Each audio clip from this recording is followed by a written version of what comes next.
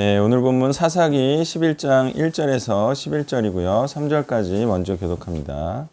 길르앗 사람 입다는 큰 용사였으니 기상이 길르앗에게서 낳은 아들이었고 길르앗의 아내도 그의 아들들을 낳았다가 그의 아내의 아들들이 자라매 입다를 쫓아내매 그에게 이르되 너는 다른 여인의 자식이니 우리 아버지의 집에서 기업을 잊지 못하리라 한지라. 이에 입다가 그의 형제들을 피하여 돕 땅에 거주하매 잡류가 그에게로 모여와서 그와 함께 출입하였더라. 아멘. 자, 기생의 아들이라고 해서 아버지로부터 상속을 받지 못하는 것이 맞느냐라는 거예요. 자, 대한민국 민법에도요, 그렇지 않고요. 상속은 기본적으로 피상속인의 의도에 따라서 주는 것이죠. 자, 피상속인은 또한 마음에 드는 아들에게 물려주려 하는 것이고요. 이는 하나님도 마찬가지시겠죠. 자, 그러니까 문제는 입다가 아버지의 기업, 이것은 이스라엘의 기업이기 때문에 또 하나님의 기업이기도 하죠. 이 아버지의 기업이자 하나님의 기업을 물려받을 만한 자인가 아닌가에 있는 것이지, 그가 기생의 아들인지 아닌지나 입다를 쫓아낸 아들들의 의도에 있지 않은 거죠. 그러니까 사실 기업은 그 사람에 의해서 주어지고 안 주어지고 한다는 거예요. 자, 그가 지금은 비록 입다가 하나님의 기업 밖인 수리아의 한 지역에 거주하고 있지만 하나님의 기업을 차지할 큰 용사이면 아버지의 기업을 받을 것이고요. 이 하나님의 기업을 차지하지 못할 겁쟁이면 기업으로 받지 못할 것입니다. 자, 이와 같이 하나님의 기업은 전쟁해서 차지하는 것이지 누가 준다고 해서 받을 수 있는 것이 아닌 겁니다. 자, 어차피 사역을 잘하지 못할 자에게 넘겨주면 사역이 쇠퇴해서 기업이 없는 자가 되는 것이고, 이런 이치와 같다는 거죠. 자, 천국은 이와 같이 자기가 해서 자기가 얻는 것이지 누가 해놓은 것을 고스란히 받아서 자기 것이 될 수가 없다는 건데요. 하던 자에게 더 주어질 수는 있습니다. 하지만 안 하는 자에게 기업을 물려줄 수는 없다는 얘기입니다. 4절부터 11절을 교독합니다. 얼마 후에 암몬 자손이 이스라엘을 치려하니라. 암몬 자손이 이스라엘을 치려할 때 길르앗 장로들이 입다를 데려오려고 돕당에 가서 입다에게 이르되 우리가 암몬 자손과 싸우려 하니 당신은 와서 우리의 장관이 되라 하니, 입다가 길르앗 장로들에게 이르되 너희가 전에 나를 미워하여 내 아버지 집에서 쫓아내지 아니하였느냐? 이제 너희가 환난에 당하였다고 어찌하여 내게 왔느냐 하니라. 그러므로 길르앗 장로들이 입다에게 이르되 이제 우리가 당신을 찾아온 것은 우리와 함께 가서 암몬 자손과 싸우게 하려 함이니 그리하면 당신이 우리 길르앗 모든 주민의 머리가 되리라 하매, 입다가 길르앗 장로들에게 이르되 너희가 나를 데리고 고향으로 돌아가서 암몬 자손과 싸우게 할 때에 만일 여호와께서 그들을 내게 넘겨주시면 내가 과연 너희의 머리가 되겠느냐 하니, 길르앗 장로들이 입다에게 이르되 여호와는 우리 사이의 증인이시니 당신의 말대로 우리가 그렇게 행하리이다 하니라. 이에 입다가 길르앗 장로들과 함께 가니 백성이 그를 자기들의 머리와 장관에 삼는지라.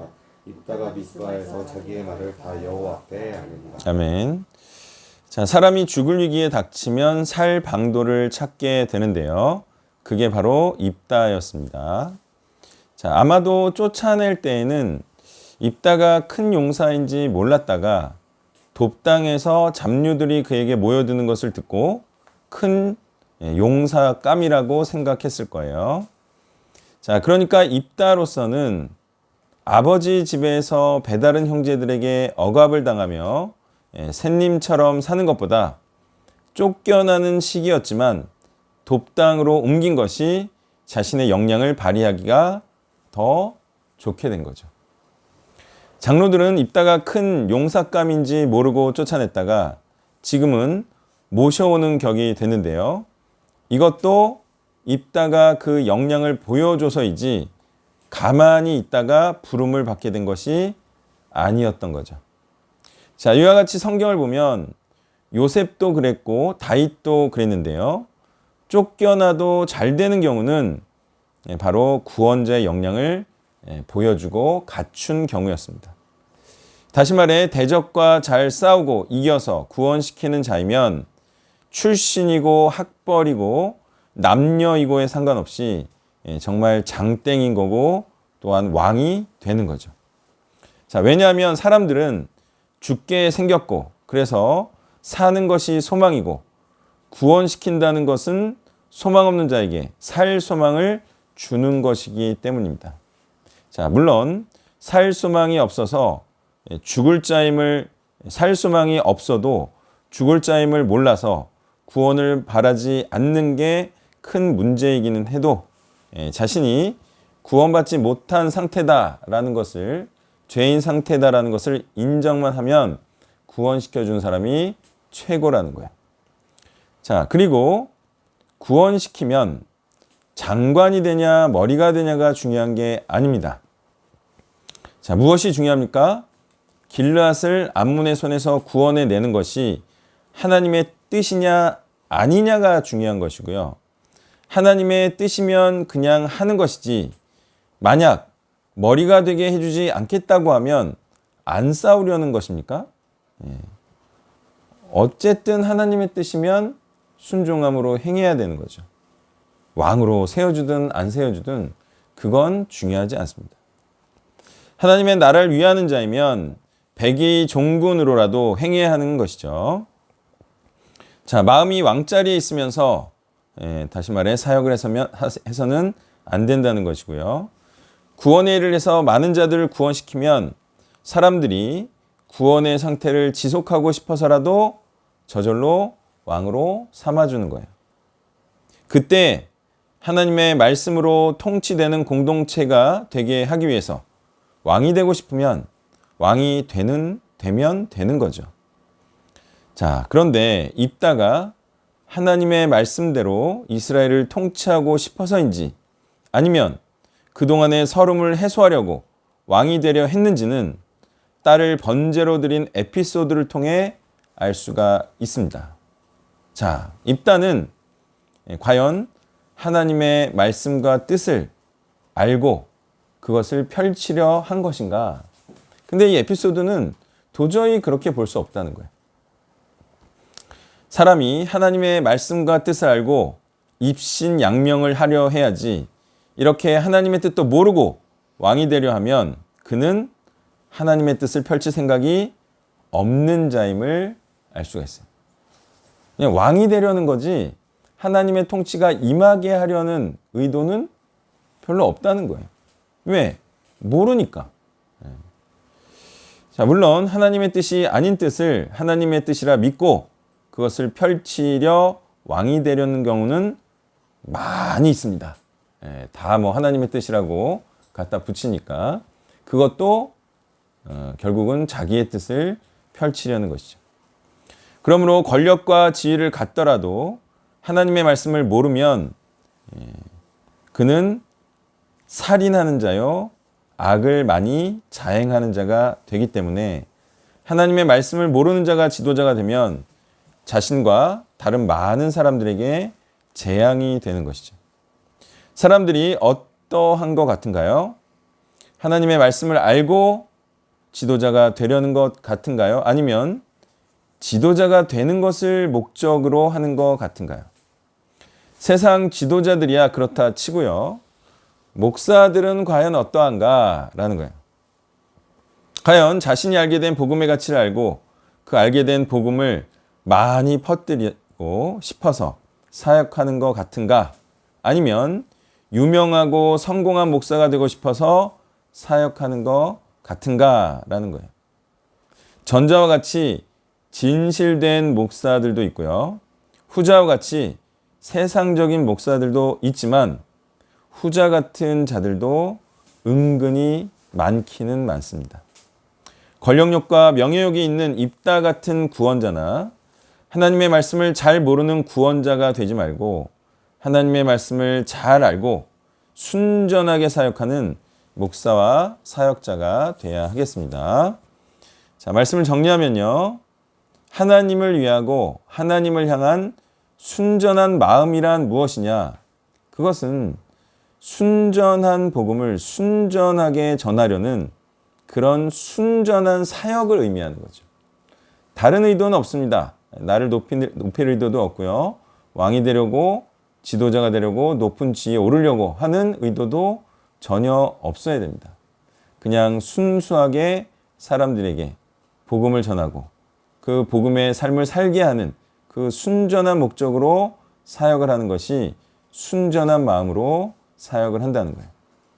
만약 다른 목적이 있다면 그것은 더럽고 혼합된 사역이 되는 것이죠. 네, 이 메시지였어요. 화요일자 사사기 10장으로 메시지를 드리겠습니다. 1절에서 2절 먼저 읽겠습니다. 아비멜렉의 뒤를 이어서 이사갈 사람의 도도의 손자 부하의 아들 돌라가 일어나서 이스라엘을 구원하니라. 그가 에브라임 산지 3일에 거주하면서 이스라엘의 사사가 된 지 23년 만에 죽음에 3일이 장사되니라. 아멘. 도도의 손자 부하의 아들 돌라가 일어나서 이스라엘을 구원하였다고 하는데 명백하게 2절에 의해서 사사가 됐다는 게 확실하고요. 이름의 뜻이 벌레입니다. 그래서 아비멜렉과 비교해 보니까 아비멜렉의 이름의 뜻은 나의 아버지는 왕이시다 라는 뜻인데 얘는 벌레. 그리고 출신 지역이나 지파도 기드온 아비멜렉과 별로 연관성이 없고 사실상 사사 제도가 공식 승계 제도라기 보기가 어렵죠. 이스라엘 백성이 타락했을 때 누군가가 난세의 영웅처럼 일어나서 구원의 역할을 행하니까요. 그러니까 누군가 볼 때 아비멜렉처럼 기드온의 아들이고 이름도 굉장히 값이 나가는 그런 사람이 아니라 난세에 이스라엘 백성을 구원할 만한 싸움과 영적 전투의 의지와 믿음이 있는 사람이 백성을 구원하는 겁니다. 이것이 저희에겐 도전이 됩니다. 왜냐하면 오늘날 근본이 없고 입다도 비슷한 사례지만 과거의 영적 배경이 없던 사람일지라도 그가 싸우고자 하는 의지가 있는 자라면 어떤 승계구도와 무관하게 누구나 리더가 될 수 있기 때문에 오늘날 모든 이들을 말씀 리더로 세우고자 하는 저희 비전과도 굉장히 통한다는 생각이 들고요. 저 같은 경우도 저희 집안이 결코 크리스천으로서 유명한 집안 출신이 아니기 때문에 더더욱 도전과 은혜가 되었습니다. 이사갈 사람이기 때문에 가나안 북쪽 출신이라 할 수 있는데 거주했던 지역은 에브라임 산지 3일이라고 되어 있습니다.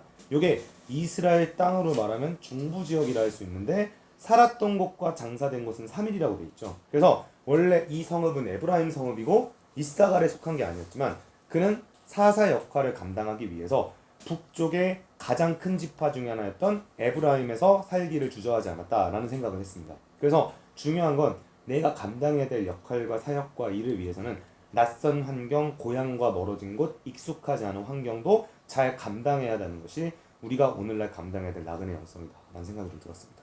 3절부터 5절 보겠습니다. 그 후에 길르앗 사람 야일이 일어나서 22년 동안 이스라엘의 사사가 되니라. 그에게 아들 30명이 있어 어린 나이 30을 탔고 성읍 30을 가졌는데 그 성읍들은 길르앗 땅에 있고 오늘까지 하본 야일이라 부르더라. 야일이 죽음에 가몬에 장사되었더라. 아멘.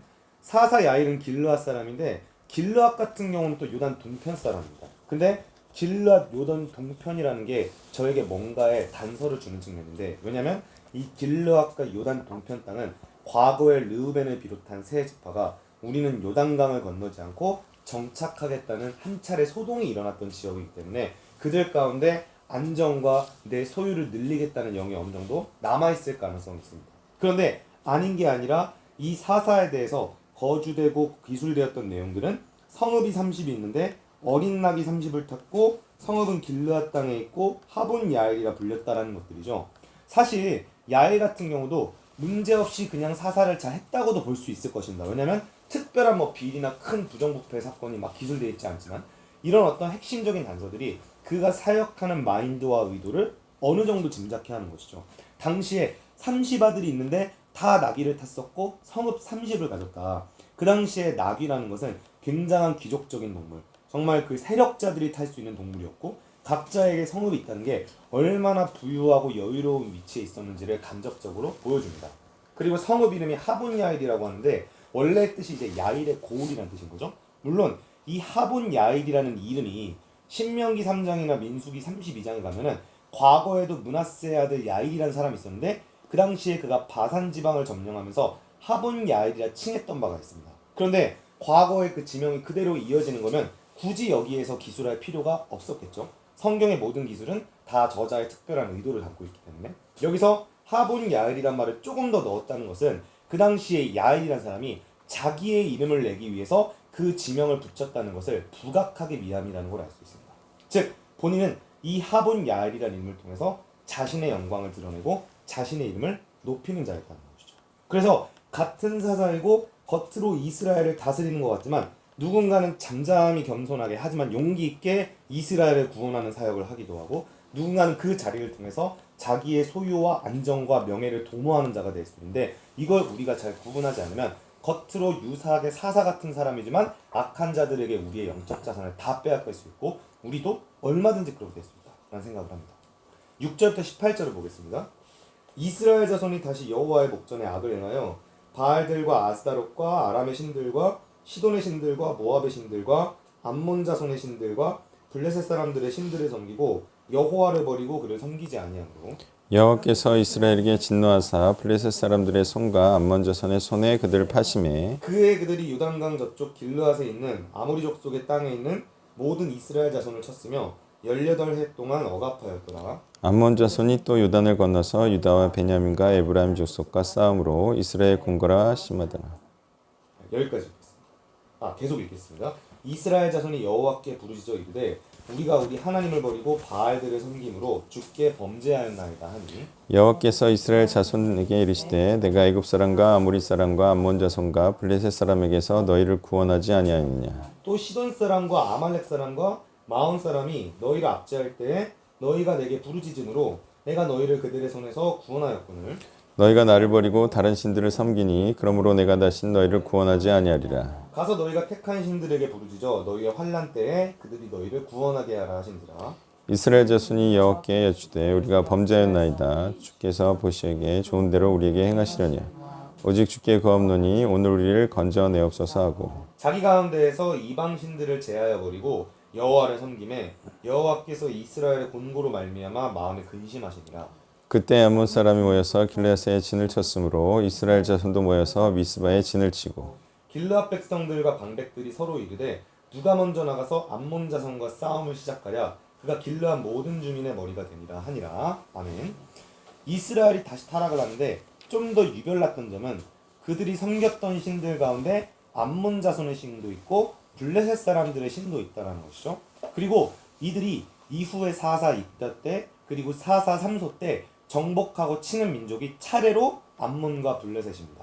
그래서 지리적으로는 이스라엘 서쪽에는 블레셋이 있고요. 동쪽에는 암몬 족속이 있는데 그들이 그 땅을 침략하고 가혹하게 압제하는 환경이 조성되어 버린 거죠. 그런데 사실은 이 블레셋이 삼손의 이야기를 예고하고 있고 암몬은 입달 구원 역사의 서막을 이루고 있다는 점에서는 이 민족들은 우리의 상태에 따라서 얼마든지 정복하고 칠 수 있기도 하고 우리의 상태에 따라서는 얼마든지 지배당하고 휘둘릴 수 있다는 것이죠. 그러므로 우리가 사역하지 못하고 순종하지 못하면서 세상에서 따르는 가치관들이 그들을 지배하는 정복하는 악한 세력들이라면 우리가 믿음이 없고 영성이 없어서 그들에게 지배당할 수 있는 가능성이 얼마나 크겠는가라는 것입니다. 근데 9절 10절에 보면 곤고가 심해서 부르짖고 있는 것인데 사실 이후에 사사가 등장해서 그들과 싸우고 전쟁하고 정복하면 다 해결이 됩니다. 예를 들면 어떤 공무원이 있는데 그 공무원이 안정을 주인 삼고 살아가는 거죠. 그 안정에 본인의 영혼이 죽어감을 느끼게 됩니다. 그런데도 이것 때문에 상사에게 눈치를 보면서 보신주의에 빠지면서 도전적인 사역, 제자 삼기, 말씀 연구, 선교 이런 거 꿈도 못 꾸는 거죠. 그리고 사역의 기회나 말씀과 신앙의 성장이 있을 때마다 움직이거나 결단하거나 보직을 옮기지도 못합니다. 당연히 그만두는 일은 더더욱 못하겠죠. 그렇게 몇십 년을 사는 겁니다. 곤고해지고 괴로워지고 부르짖겠죠. 직장인들 많은 사람들이 그 함정에 빠져 있으니까요. 그런데 어느 날 우연히 소그룹에 참여했거나 집회에 참여하고 이후에 단기 선교를 가거나 어떤 사역의 기회를 부여받아서 하고 나니까 뜨거워지고 믿음이 강해져서 사표를 제출합니다. 그리고 모든 것으로부터 자유로워진 다음에 이런 말을 하는 거죠. 알고 보니 별게 아니었구나.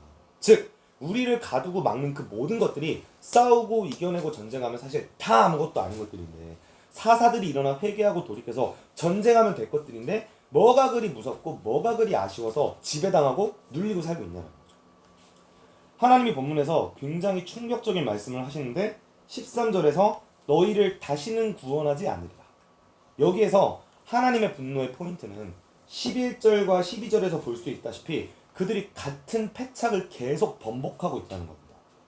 우리의 모습과 다를 것이 없는데 아쉬울 때, 곤고할 때에는 회개한 척을 하고 그러면서 여전히 나는 죄인이고 여전히 죄 가운데 불순종 가운데 살 게 없다라는 은혜를 교묘하게 가장한 고백을 반복해서 하고 있는 것이죠. 그런데 그러한 대부분의 교인들에게 사실 하나님이 하시는 말씀은 이제 다시는 너희를 구원하지 않고 다시는 너희를 돌보지 않겠다.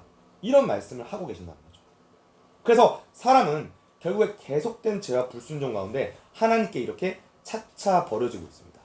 이스라엘 광야 출애굽 1세대도 그렇게 버려지다가 멸망을 당했고 이 이스라엘 백성들도 그나마 사사 입다나 삼손이 없었다면 거의 버려질 뻔했던 자들입니다. 저는 솔직히 여기 본문에서 이스라엘 백성들이 보이는 회개와 깨달음의 모습도 진실되어 보이지 않습니다. 세 번역을 보면 더 느껴지는데요.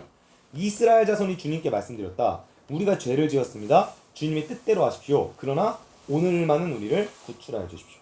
이것은 급한 불을 끄겠다는 의지가 굉장히 느껴지죠. 그리고 뒤이어서도 계속 이방신들을 제하고 막 섬기는 것 같지만 이후에도 계속해서 누가 싸울 것이냐 하면서 전전긍긍하는 모습을 보이다가 결국 자기들이 쫓아냈던 입다에게 가서 구원해달라고 요청하는 상태가 되고 있는 것이죠.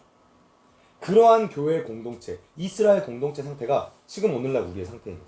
구원할 자도 없고 싸울 자도 없고 계속하여 불순종을 반복하면서 면피성으로 힘들고 고난 가운데 있을 때에만 회개하면서 그 회개하는 척 영원히 이어지지 않는 회개를 반복하고 있는 현실인 거죠.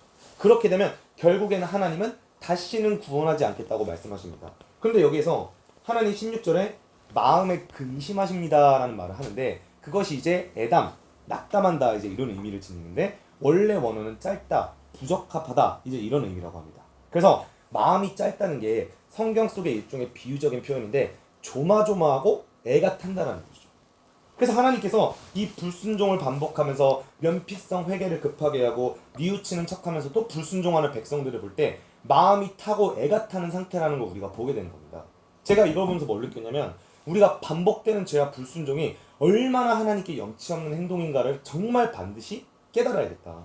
우리가 이방신들을 제거하지 못하고 전쟁도 못하고 싸우지 못하면서 여전히 전전긍긍하고 억압당하고 곤곡 가운데 살고 있다면 이것은 하나님을 괴롭게 하며 결국에 하나님으로부터 영원히 버려질 수 있게 된다라는 것을 잊지 말아야 됩니다. 오늘 본문을 통해서 결국에는 역시나 싸우지 않고 이방신들과 이방 세력들과 맞서지 않으면 결국 하나님으로부터 버림을 받게 되고 하나님의 마음을 근심케 하며 결국 그들의 신들 가운데 노예로 살아가는 삶을 살 수밖에 없고 여전히 오늘날 죄와 불순종을 습관처럼 반복하는 우리 교인들의 상당수가 여기에 해당될 것이다. 이 말씀을 통해 분명한 경각심을 갖고 싸우는 크리스천으로 다시 한번 거듭나기를 소망합니다. 네, 아멘. 자, 돌란은 왜 사사로 일어났죠? 돌란은 사사로 일어난 이유가 뭐예요?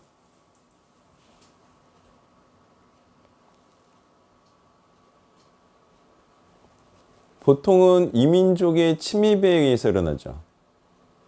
돌란은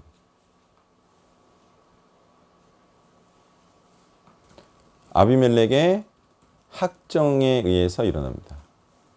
그러니까 고통받으면 구원자가 일어나죠. 예, 그 패턴이에요. 근데 보면 야일은요. 야일은 뭐가 부족하다고 구원자로 일어났습니까?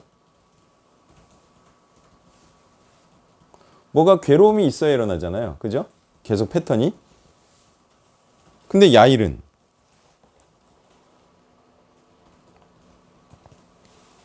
뭐가 아쉬워서, 뭐가 괴로워서?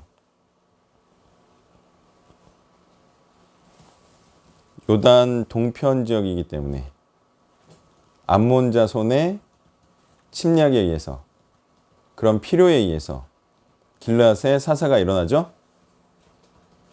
그게 아니라고 하면 그냥 훌륭한 거고. 근데 그렇게 유추할 수 있죠.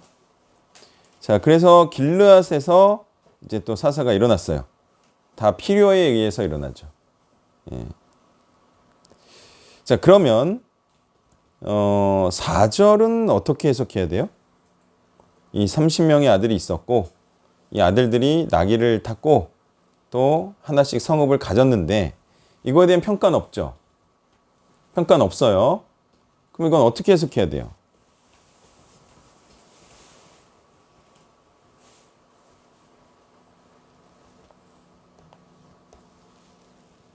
해석을 이렇게 하고 저렇게 할 수가 있는데 그러면 그 해석에 근거가 있어야 돼요. 그죠?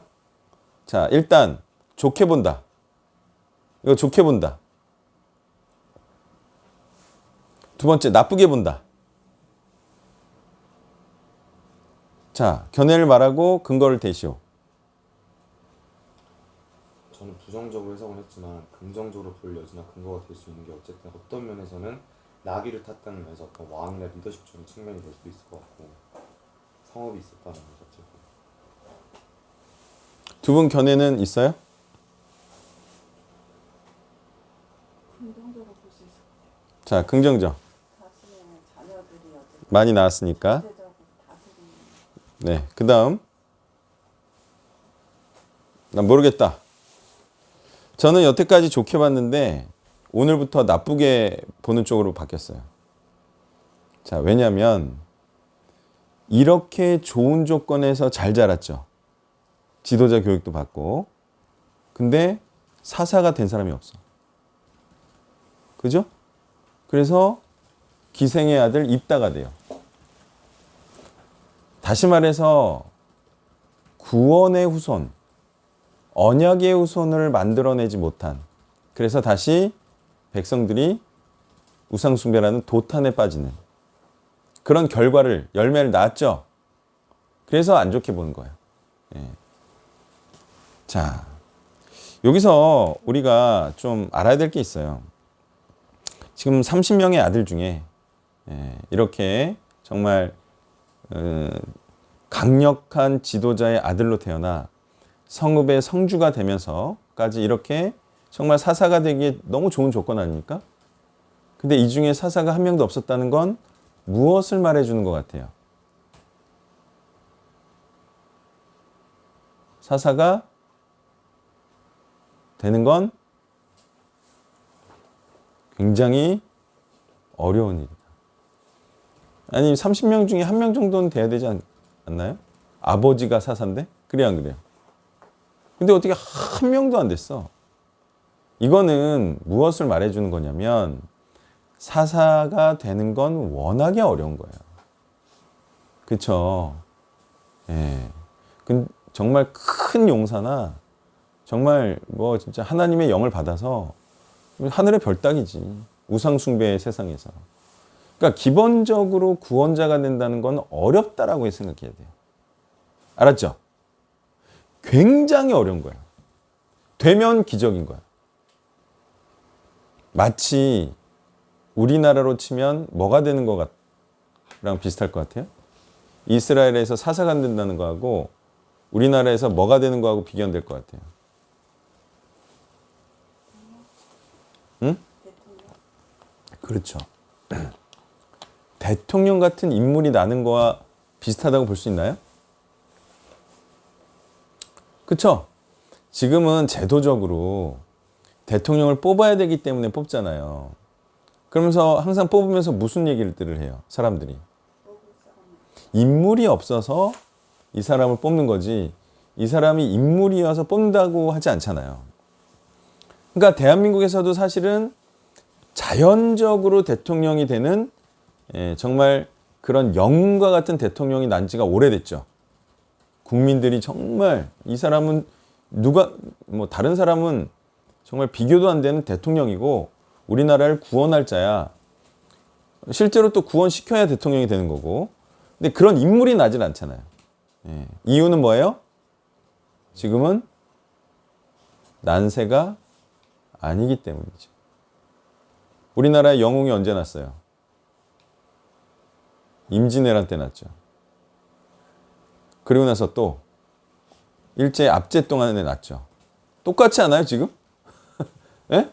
지금 사사기하고 이민족의 압제나 침략이 있을 때가 영웅이 난다고요. 예. 그러니까 이게 시대가 영웅을 만들고 시대가 사사를 만들고 시대가 구원자를 만든다 이거예요. 물론 신약 시대는 그걸 당연히 뛰어넘어야 되겠고요. 자, 그래서 6절에서 18절을 보면 지금 이들의 우상 숭배가 어떤 생각으로 하는 것 같아요? 막 이신저신 다 믿죠. 이신저신 다 받아들인다 이거예요. 이걸 어떤 정신이라고 말하면 좋겠어요?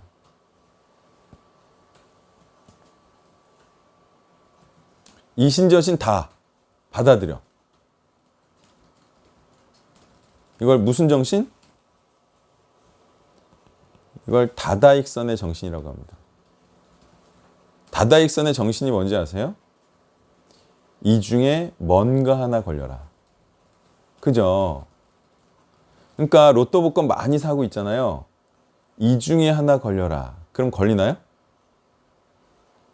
그렇게 해서 걸린 사람이요. 있긴 있는데 확률이 거의 없다는 거 아니에요. 그거는 안 되는 거예요. 그렇게 하는 거는 원래 안 되는 거고, 그렇게 인생을 살면 항상 성공하지 못한다는 게 정설이에요. 그러면 성공은 어떤 식으로 되는 거죠? 요행으로 성공하는 게 아니에요. 그죠? 성공하는 비결이 있어요. 그거는 많은 것을 하면서 이 중에 하나 걸려라는, 그건 안 되는 방식이에요. 그거는 그냥 요행이죠. 요행. 진짜. 그러면 만들어서 되게 하는 방식이 있다 이거예요. 그게 뭐예요? 이게 성공의 원리예요. 성공의 제1원리.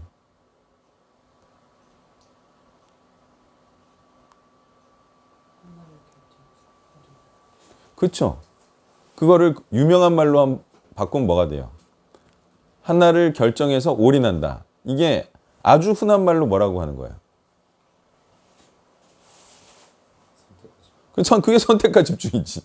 그렇지 않아요? 진짜를 선택해. 그러면서 그것에 집중해. 그게 성공의 제일 법칙이에요. 뭐 아주 뭐 유튜브 보면 부자 되는 습관 뭐 이렇게 얘기하고 있는데, 다들 바보 같은 얘기고, 진짜를 선택해요. 그 진짜는 뭐여야 돼요? 진리여야 되죠. 진리를 선택하고, 그 진리라는 것은 하나님이고 하나님의 말씀이에요. 그걸 선택하고 그걸 그러면 성공하는 거야. 그러면 구원시키는 거고. 그러면 구원받는 거고. 근데 뭐 이런 식으로 뭐 다 해서 뭐 하나 되겠지.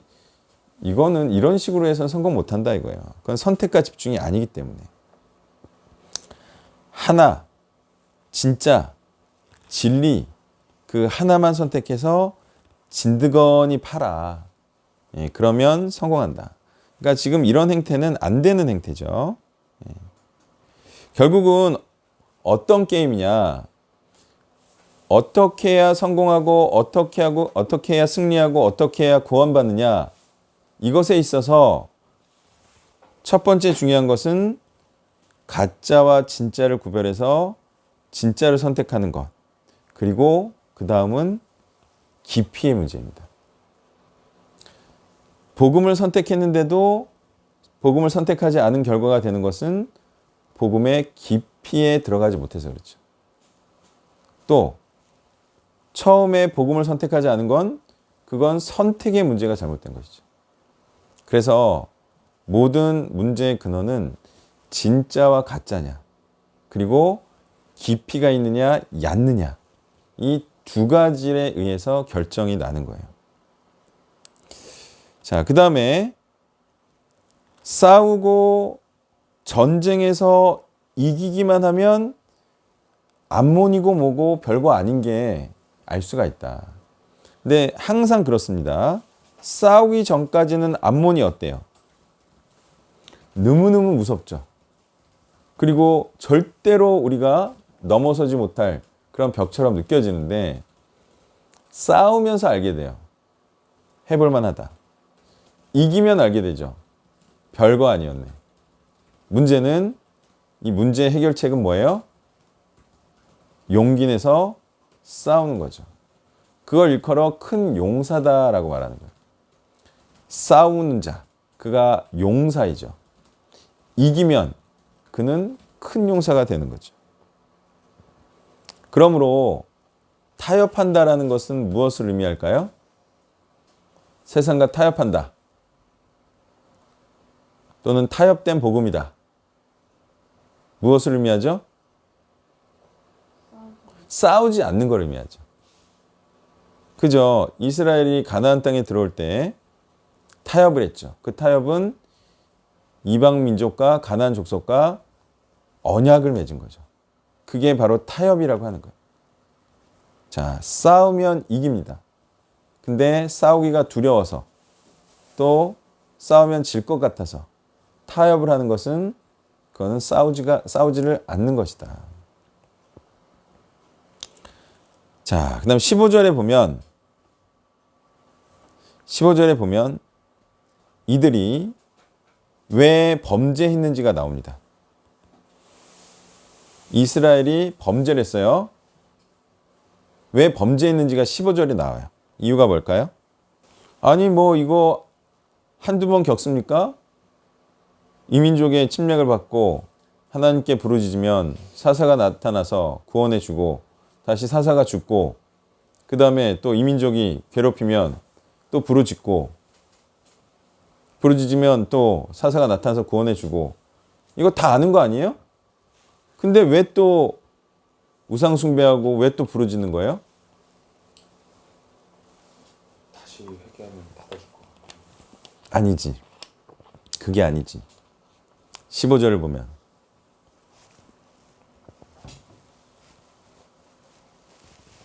이들이 또 이러는 이유가 나오죠. 15절에. 이들은 부르짖고 구원받고 다시 타락하고 그랬던 자들이 아니에요. 그랬던 자들이에요? 물론 뭐 역사적 모든 세대를 쭉 했을 때 그렇게 되는 거고 이 세대가 반복한 건 아닐 수 있겠지만 근데 그런 뉘앙스로 하나님이 대하시는 거예요. 그죠? 이스라엘의 자손이잖아요.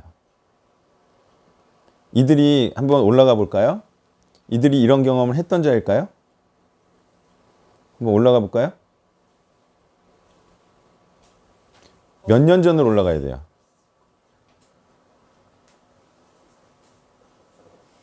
6절 이전으로 올라가야죠. 6절 이전에 타락한 때로 올라가야죠. 그럼 몇 년 전이 되죠?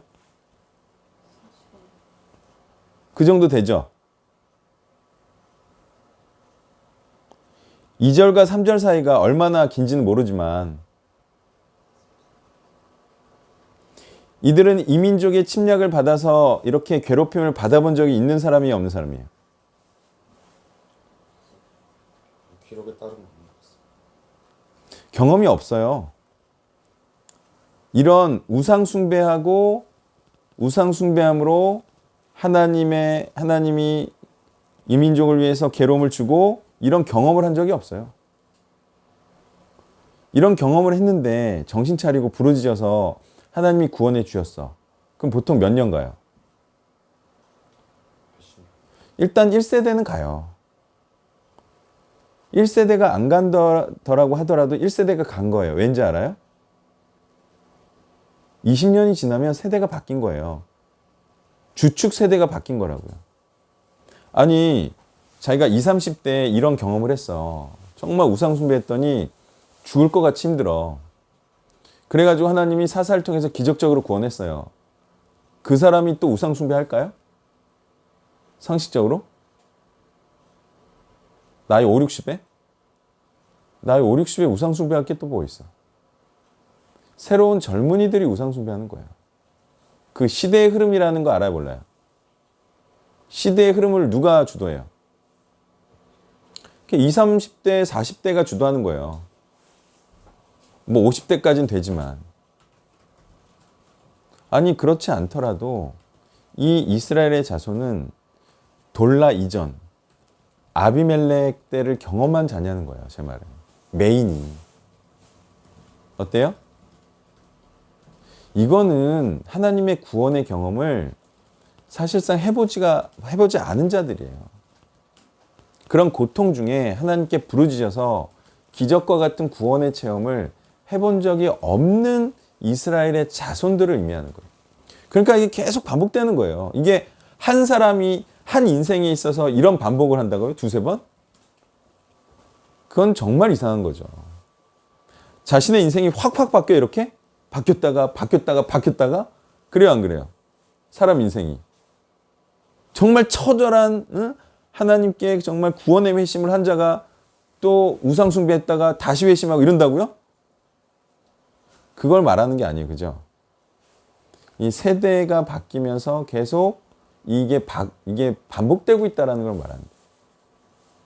자, 그러면 중요한 사실. 그러면 이 문제를 해결하는 방법은 뭘까요? 이 세대가 바뀌면 또다시 원래 이 젊은이 때의 그 우상숭배, 이거는 항상 젊은이들은 우상숭배를 하잖아요. 또 젊은이가 오면 또 우상숭배라고. 그죠? 아니 20대, 30대 애들이 하는 말 들어보면 그냥 내가 예전에 놀았던 거랑 똑같이 놀아. 똑같은 농담하고. 응? 또 걔네들은 그게 또 새로운가 봐. 또 막 서로 막 재밌어 해. 근데 난 다 들었던 거거든요. 그러면 이제 재미가 없죠. 그래서 이제 50대는 낙이 없다 이래요. 왜? 무슨 말을 해도 새롭지가 않고 무슨 말을 해도 재미가 없어. 그래서 항상 제일 재밌는 애들은 누구예요? 무슨 말만 해도 재밌죠. 그 나이 때는. 그때가 언제야? 그때가 뭐 한 5, 6, 7살부터 해서 한 15, 6, 7살까지 막 다 재밌죠. 그 다음에 고3 되면 별로 재미없죠. 그 다음에 이제 20대 되면 세게 놀면 재밌죠. 그 다음에 40대 되면 세게 놀아도 재미없어 이제. 왜? 다 하니까. 애도 낳고 키워보면 이제 그것도 알아요. 뭐 그게 그 재미가 그 재미지 뭐. 그것도 처음이니까 재밌는 거지. 항상 젊은이들은 그런 잘못을 반복하게 돼 있고 또 여전히 그 세대는 반복되는 거예요. 새로울 게 없어요. 뭐 예전에 그 전지현 주연에 뭐가 있었어요? 엽기적인 그녀 있죠. 그게 엽기적이에요? 원래 젊은 여자들은 다 그런 거예요. 싸가지 없고 그냥 지 마음대로 하고 싶고 그게 뭐 엽기적이야. 원래 20대 여자들이지. 근데 20대가 볼 땐 엽기적이야. 내가 볼 땐 너무 당연해. 20대 여자애들이 그렇게 행실을 하는 건.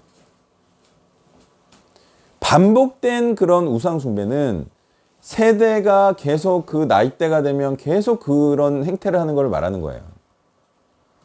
자, 그러면 이 문제를 어떻게 해결하냐고요. 제 말은.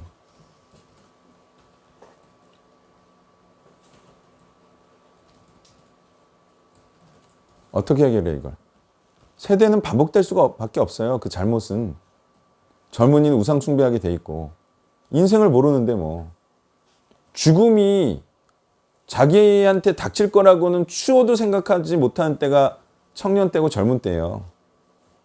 죽음은 뭐 50대부터 찬찬히 생각하는 거죠. 어떻게 20, 30대가 죽음을 생각합니까? 자기는 죽지 않는 존재라고 생각하지. 자, 이 문제를 어떻게 해결하냐 이거예요, 제 말은.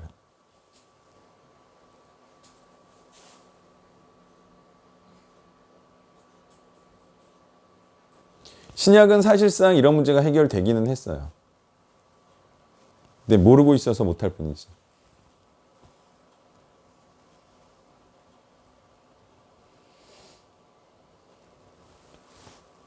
다시 말해 가난한 심령, 전쟁하는 상황이 지속되면 가능하겠죠. 어때요? 사사가 나는 상황과 환경이 지속되면, 죽을 것 같은 그런 고통이 지속되면 평안이 없으면, 그러면 이렇게 평안한 시대에 다시 타락하고 평안하니까 싸우지 않고 그런 문제가 해결되겠죠. 방법은요, 전쟁을 지속하는 수밖에 없어요. 사방에 평안이 없다. 없는 상황이 되면 돼요. 자, 어때요? 지금이 그런 때인가요? 지금 싸우고 또 싸워야 되나요? 그러니까 이게 좋은 거예요. 이게 평안이 임하면요, 싸우질 않아요. 자, 보세요. 몽골이 대제국을 이뤘다가 왜 이렇게 쪼그라들었어요? 이유는 단 한 가지예요. 뭐예요?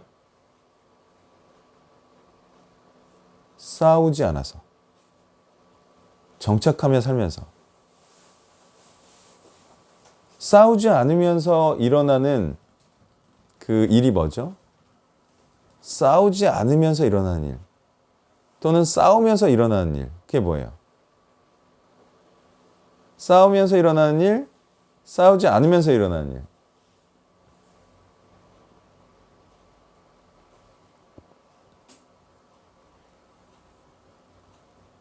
싸우는 게 중요하다는 거예요. 제 말은. 계속 싸우는 자로 사는 게 중요하다. 그게 왜 중요하냐? 싸우면서는 이런 일이 일어나기 때문에 중요합니다. 싸우는 게. 싸우지 않으면 이런 일이 일어나기 때문에 싸우는 게 중요합니다. 싸우면서 일어나는 일, 싸우지 않으면서 일어나는 일.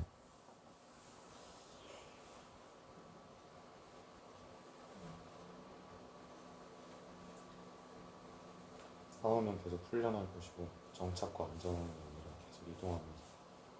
싸우면 싸우는 실력이 계속 향상되겠죠. 싸우지 않으면 싸우는 방법을 잊어버리겠죠. 싸우지 않으면 훈련되지 않고 또 싸우는 방법을 몰라서 패배하고 싸우기 또 싫고 싸우면 싸우는 방법을 알아서 이기는 방법을 알아서 승리하고 재밌으니까 또 싸우고 방법은 계속해서 싸우는 방법밖에 없어요. 혹시 다른 방법이 있나요? 싸우지 않고 나태해지지 않고 승리하고 계속 밀리지 않는 그런 방법이 있나요?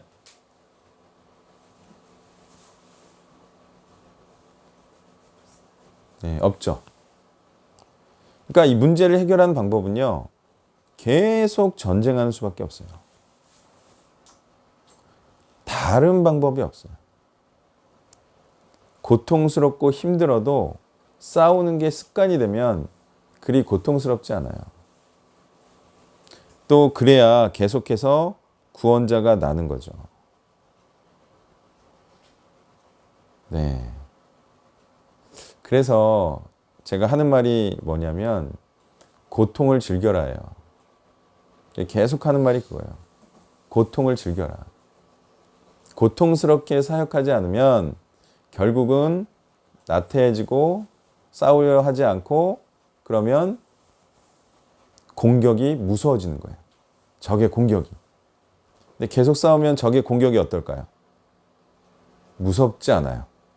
예, 어차피 맞서 싸울 거니까. 근데 싸울 마음이 없으면 무서워져요. 예, 그러니까 이 고통을 즐길 수밖에 없어요. 승리하기 위해서는 또 구원자가 지속적으로 나게 하기 위해서는 계속 싸우는 방법밖에 없습니다. 전쟁하는 기술을 물려주세요. 좋은 환경을 물려주는 게 아니라 전쟁하는 기술, 그리고 적에 대해서 알려주고 또 적을 치는 방법을 알려주고 그리고 싸움터에 나가게 하고 그 방법밖에 없습니다. 그런데 사람들이 항상 그렇죠. 자기의 살아온 인생을 돌이켜 봤을 때 언제가 좋은 때라고 기억을 할 것 같아요? 정상적인 사람이라면 아, 그때가 참 좋은 때였다라고 할 때 그때는 어떤 때였을까요?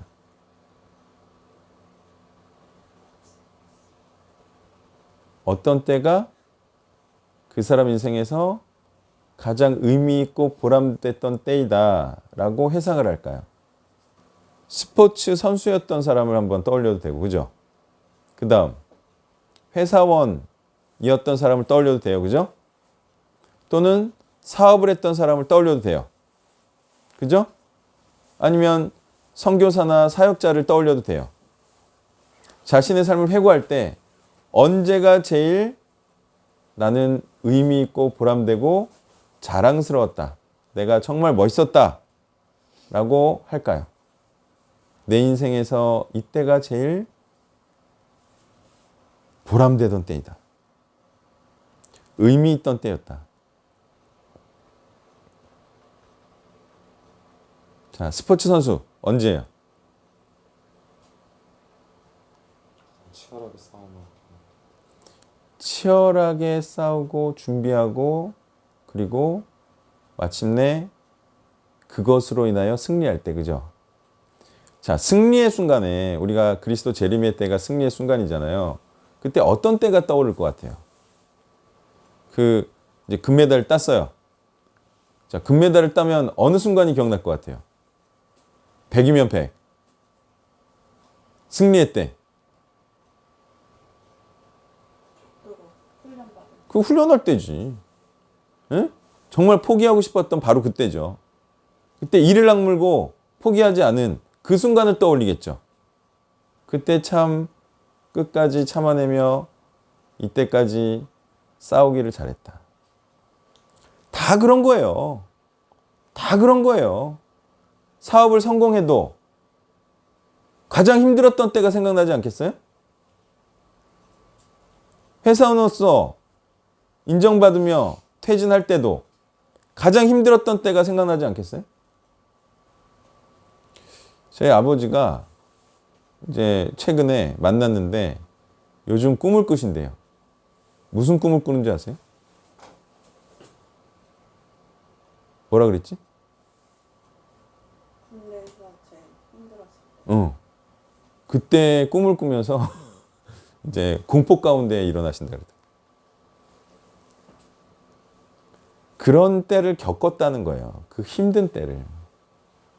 그때가 생각나는 거예요. 인생을 다 살면 그 힘든 때를 내가 이겨냈음에 그걸 너무나 다행스럽게 여기고 스스로를 자랑스럽게 여긴다는 거죠. 그 보세요. 우리가 인생을 다 산 후에 가장 의미 있던 때는 치열하게 싸우던 바로 그 전쟁의 때를 그때를 떠올릴 거예요. 지나고 보면 가장 고통스러울 때가 가장 영광스러운 때예요. 다시 그 치열하고 힘들게 살아갔던 때로 돌아가지 못하는 게 아쉬운 거지. 그때가 영광이 약속되어 있는 때인데. 근데 그걸 안 싸워요? 그걸 피 흘리기까지 싸우지 않아요? 그 영광을 차버리겠다는 거지. 전쟁하는 것이 곧 영광을 얻는 방법이다. 자, 13절을 보면 다시는 너희를 구원하지 아니하리라 이렇게 말씀하세요. 자, 이 말씀을 하시는 하나님의 속마음은 뭘까요? 이 말씀하시는 하나님의 속마음. 그렇죠? 이렇게 말씀은 하시지만 속마음은 나에게 부르짖어 회개하여 구원받으라. 맞나요? 이렇게 말씀하셔도 아니 그러면 이게 아니면 그냥 다 쓸어버리지. 노아의 때처럼 이스라엘을. 그렇게 안 하시고 이렇게 말하는 거는 사실은 이 말에는 나에게 또다시라도 부르짖어 회개하여 구원받으라. 자, 이 말은 또한 무슨 말이냐? 그 이후에 해서 한번 찾아보세요. 자, 지금 제가 말한 나에게 하나님께 부르짖어 회개하여 구원받으라. 이 말은 또 무슨 말이다. 이렇게 한번 해보세요. 어려우면 16절만 보세요.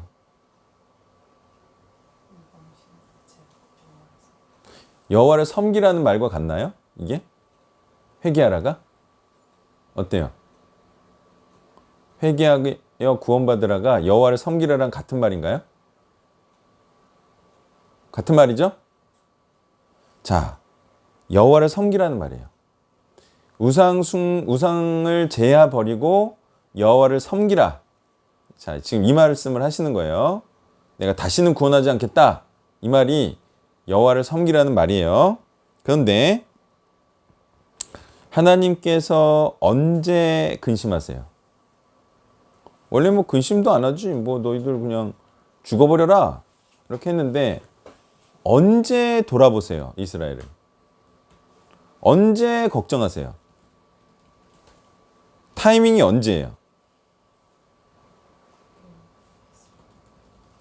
섬기기 시작했을 때. 섬기기 시작했을 때. 자, 이게 하나님께서 사람을 이렇게 소위 유의하여 관심 있게 쳐다볼 때가 언제인 것 같아요? 막 부르짖을 때일 것 같아요? 아니면 부르짖음으로 하나님을 섬기려 하고 최소한 섬기려 할 때 같아요? 네. 그냥 막 운다고 이제 보는 건 아니고, 아, 얘는 이때쯤이면 섬길 것 같다. 최소한. 그죠?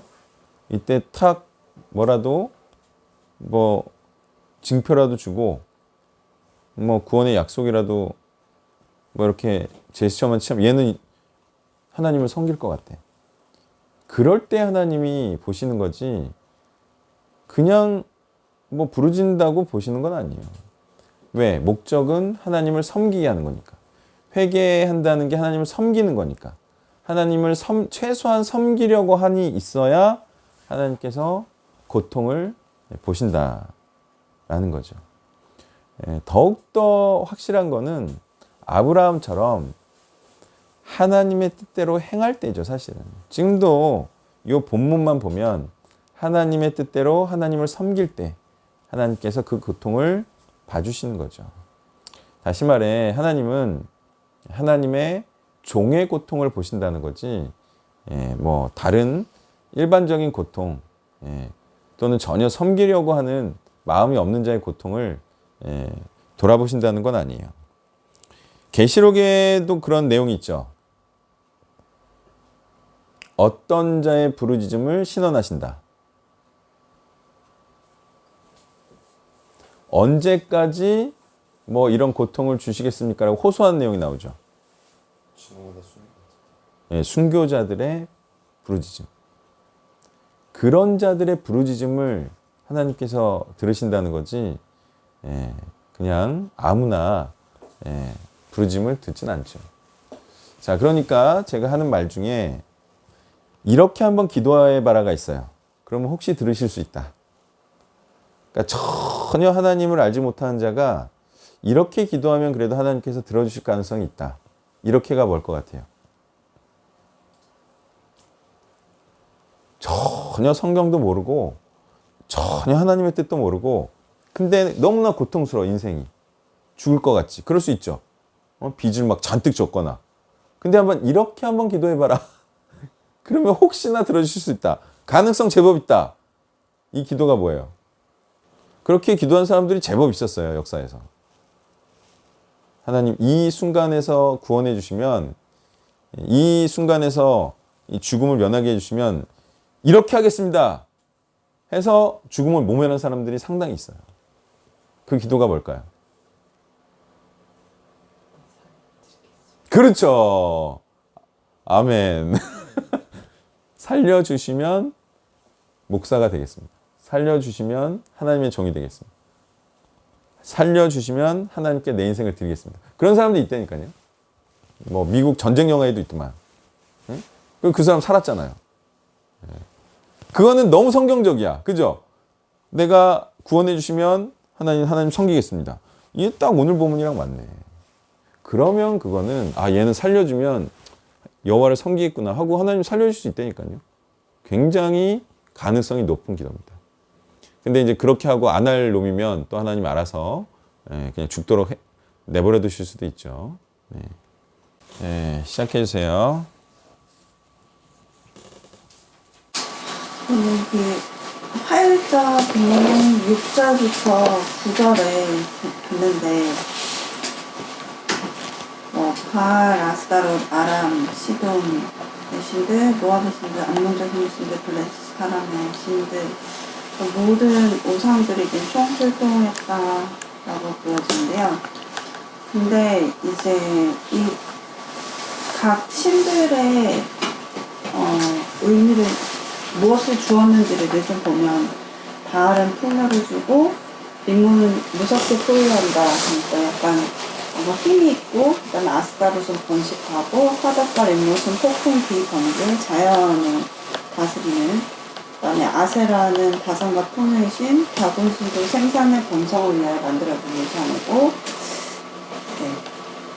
그리고 밀곰이나 금오스도 이제 왕의 우두머리로서 인신제사까지 드렸는데 잘 되게 해달라는 그런 의미로 드렸을 것 같습니다.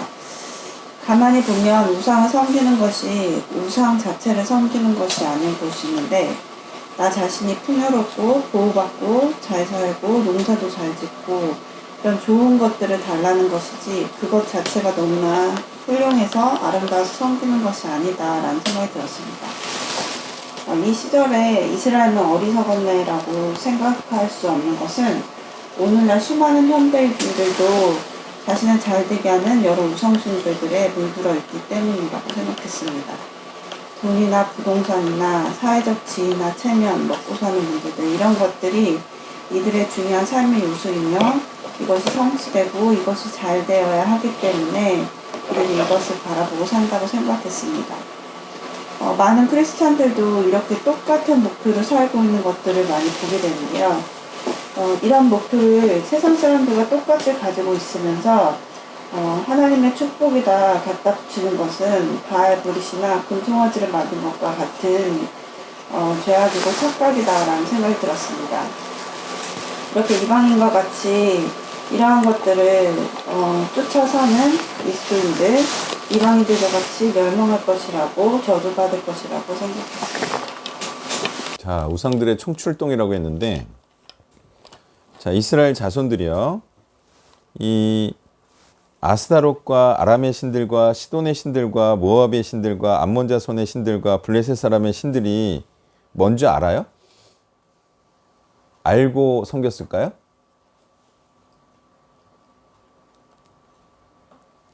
이 우상들이 뭐 의미하는 바라든지 아니면 자기들이 우상 숭배를 하고 있다고 생각하면서 이 우상들을 섬겼을까요? 아니면 어떻게 섬겼을까요?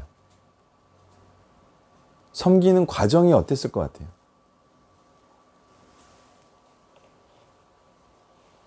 여호와를 숭배하다가 그냥 뭐 우상도 숭배하고 이랬을까요? 어땠을 것 같아요? 과정이.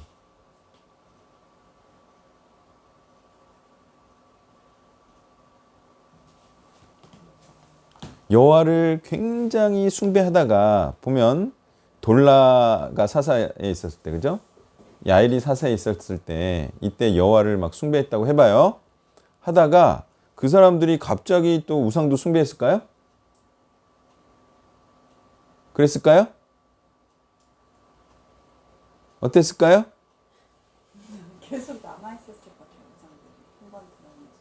아니, 그러니까 여호와를 숭배하던 사람이 이렇게 우상 숭배를 했을까요? 그렇게 바뀌었을까요, 사람이? 여호와의 구원도 보고 감동도 받고 그런 소원 성취도 하고 구원이라는 그런 사람이 이제 사사가 죽으니까 그 사람들이 우상 숭배를 했을까요? 그런 것일까요? 이런 사람들이 있었는데 더 많아진 건가요? 그게 아니고 아까도 말했듯이 그냥 보고 따라한 거예요. 그냥 보고 따라한 거예요. 누가 그냥 보고 따라하나요? 아니, 애들이지 뭐. 애들은 그냥 보고 뭔지도 모르고 따라해요. 그냥 그렇게 살아요. 애들이 학교 가서 어떻게 행동하던가요? 애들이 학교 가면 어떻게 행동해요? 그냥 또래들이 하는 거 따라하는 거 아니에요? 걔네들이 그 의미를 알고 해요. 그냥 따라하는 거예요. 그냥 배경대로 가는 거예요. 그냥 많이 하는 거 그냥 따라한 것 뿐이에요. 이거는 새 시대에 새 세대에 새 이스라엘 자손들이 이랬다는 거지 아니 뭐 구원 경험도 다 하고 여호와도 뜨겁게 사랑했던 사람들이 왜 우상 숭배로 갑자기 바뀌어 노년에? 나이 들면 따라하지도 않아요. 자기가 굳어져서. 이건 100%입니다. 이건 100%예요. 이건 제 예상이 100% 맞을 거예요. 그냥 새로 태어났는데 뭐가 뭔지 모르고 주변은 다 우상 숭배를 해. 천천히 이렇게 다 처음엔 안 그랬겠죠. 그러니까 구원을 경험한 세대와 가까운 세대들은 또 안 그랬겠죠. 그러다가 이게 세대가 3, 40년 벌어지면서 점점점 그냥 우상 숭배를 따라하는 그런 시대가 되는 거예요. 자, 지금도 교회 보세요. 교회가 무너지고 있죠. 알아요? 알아요? 우리만 몰라. 교회가 무너지고 있어요. 우리만 몰라. 교회가 무너지는 이유가 뭔 것 같아요? 딱 나와요. 정답이. 이 이스라엘이 다시 우상 숭배하죠. 이게 지금 한 장에 자꾸 나오니까 모르나 본데 이게 몇십 년짜리예요. 이 한 장이. 한 세대, 두 세대, 세 세대에 걸쳐 일어난 일을 말하고 있는 거예요. 자, 교회가 우리가 어렸을 때만 해도 부흥했어요. 그죠? 자, 강원도에서 초코파이 나눠줄 때만 해도 교회 애들이 미어 터졌어요. 응? 저도 초코파이 먹으러 갔지. 근데 불과 1세대 만에 교회가 무너지고 있다고요. 그 애들이 버글버리던 교회가 지금 통계를 내보면 아동부가 없는 교회가 더 많아. 네. 그만큼 무너지고 있어요. 근데 그 무너지는 거에 있어서 그 무너진다라는 그 표현의 의미가 뭐냐는 거예요, 제 말은. 뭘 보고 무너진다라고 말하는 거예요? 젊은 세대가 없다. 그리고 애들이 없다. 학생이 없다. 이거예요. 기존에 믿고 있는 사람들은 잘 믿어요, 안 믿어요? 그 사람들이 갑자기 우상 숭배합니까? 예전에 잘 믿던 사람들이 갑자기 교회 안 나오고 그러나요? 이제 알았죠? 똑같은 거예요. 이스라엘이 여호와를 신앙하다가 우상 숭배를 한다. 이 말은 사람이 바뀌었다라는 말이지 그 믿던 사람이 안 믿게 되고 여호와를 숭배하던 사람이 우상을 숭배하게 되고 이런 말이 아니에요. 이런 말이. 그러므로 우리도 이후 세대가 타락하면 우리도 타락한 것처럼 비춰질 거예요. 역사가. 또 하나님도 그럴까요? 그런 거예요. 네. 신앙이 아무리 좋았어도 후세대가 타락하면 하나님 뭐라 그러세요? 이스라엘 너희가 타락했다. 이렇게 말하는 거예요. 뭐 이스라엘은 뭐 엄청나게 뭐 변덕스러운 줄 아는가 본데 시대가 변덕스러운 거예요. 세대가 변덕스러운 거. 그 다음에 있어요. 월요일자 보면 48절을 좀 보았습니다. 여기 아비멜렉이 이제 싸울 때 그와 함께 있는 백성에게 너희가 행하는 것을 보나니 빨리 나와 같이 행하라 이렇게 얘기를 하는 걸 보면서 기드온이 이제 7장에서 나와 같이 행하라 하는 것과 이 아비멜렉이 이렇게 나와 같이 행하라 이야기하는 거가 좀 대조가 되었습니다. 그래서 악인이든 의인이든 다 사람이면 누구든 자신과 같은 사람을 만들려고 한다. 또 자기의 좀 열매를 맺으려고 한다. 이제 이런 걸 조금 보게 되면서 결국 누구를 따라가고 또 어떻게 행동하느냐에 따라서 그 결과가 달라지고 그 열매는 의인 아니면 악인이라는 두 결과밖에 낳지 못한다. 그래서 우리는 생명의 행동을 할 것인가 죽음의 행동을 따라갈 것인가 이걸 좀 생각해봤습니다. 네, 선과 악의 선택이 중요하다는 것. 그리고 리더십은 어디서부터 나온다? 리더십은 모범을 보이는 것으로 지도력은 발휘된다. 예. 자, 그래서 예수님도 모범을 보이신 거고 따라하라는 거죠. 예. 내가 하는 것을 너희도 보고 그냥 박수만 쳐라. 이게 아니라 내가 하는 것을 보고 내가 모범을 보일 테이니 내가 간 길로 따라와라. 예. 너무 좋은 리더십이죠. 십자가의 길을 먼저 가시고 그 다음에 그 십자가의 길로 따라오라고 하는데 그 따라오라고 하는 것이 복음을 전하면 비난과 핍박을 받아서 죽는다. 그렇지만 어떻게 된다? 그렇게 살고 죽으면 생명의 부활로 나온다. 그걸 보여준 거죠. 예. 그러니까 뭘 하라는 거예요? 예. 비난과 또 전쟁을 치르는 복음을 전해라. 이거잖아요, 결국은. 근데 이제 그거를 이제 모르고 그냥 예수님의 공로로 자기는 안 하려고. 예. 자, 그렇게 자꾸 복음을 왜곡시키고 예수님의 말씀을 이제 바꾸고 있다. 자, 이런 거고. 자, 이제 재미삼아 세상의 리더십은 어떤 식으로 그 소위 나를 따르라 이럴 것 같아요? 한번 생각해 보세요. 세상의 리더십. 오늘도 그 모습을 보고 왔는데 저기 이제 고깃집에서 고기를 먹으면서 또 그 모습을 또 보고 왔어요. 역시 세상 리더십은 이렇게 발휘하는구나. 뭘 것 같아요?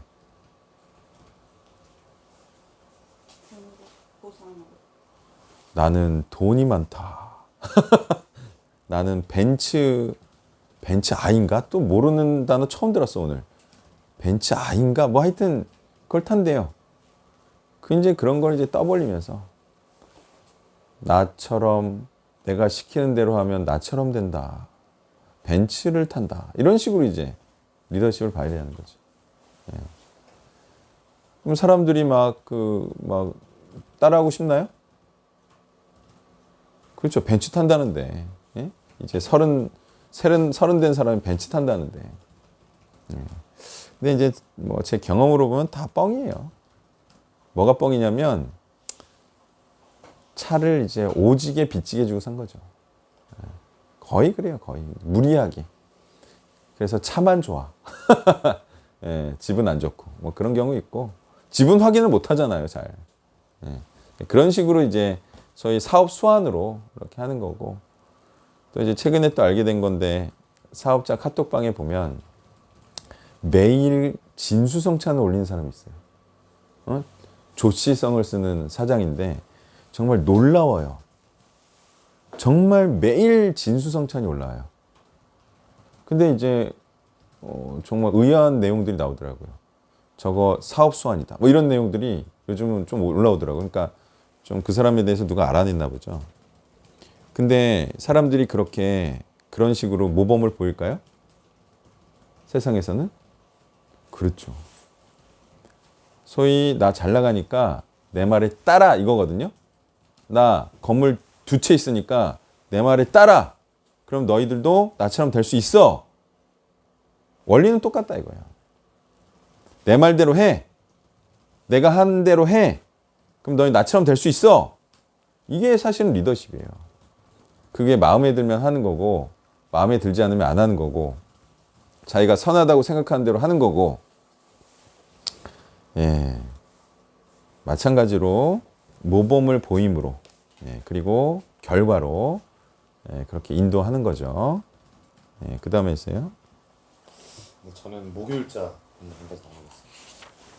목요일자 전체적으로 보면서 지금은 그런 교회가 좀 많이 없어져 가고 있긴 한데 겉으로 신실하고 온전하고 영적으로 보여지지만 실상이 그렇지 않다고 오해하게 만드는 포인트들이 몇 가지 있었던 것 같아서 그걸 좀 추려봤습니다. 일단은 23절에서 여호와께서 너희를 다스리시리라 하는 부분이 있는데 언뜻 볼 때는 기드온이 겸손하게 자신을 낮추고 하나님을 위하며 하나님께 주도권을 드리는 표현 같은데 이후에 기드온이 자기 집으로 돌아가서 전쟁을 그만두고 평온하게 살면서 다처를 누리면서 평안한 죽음을 누리는 걸 보니까 이것이 오히려 기드온이 더 이상의 전쟁의 자리, 사사의 자리를 감당하고 싶지 않은 그 나태함을 교묘하게 포장하는 말이라는 게 좀 느껴졌습니다. 이게 무슨 말이냐면 오늘날 공동체에서 사역을 중간에 그만두거나 사역과 순종을 하지 않겠다는 사람들이 주로 되는 핑계인데 내가 하는 게 아니라 하나님이 하신다는 말을 많이 하더라고요. 이걸로 덮어버리기도 하고 그래서 참 지능적이고 교묘한 핑계인데 말도 안 되는 핑계다.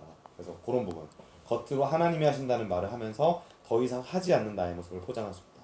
그다음 두 번째는 이스마엘 사람들에게 탈취한 귀고리를 수거하는 장면인데 이스마엘이란 사람들이란 말은 미디안이나 동방 아말렉 사람을 통칭하는 말인데 여기에선 미디안 사람들을 칭하는 이제 표현이겠죠.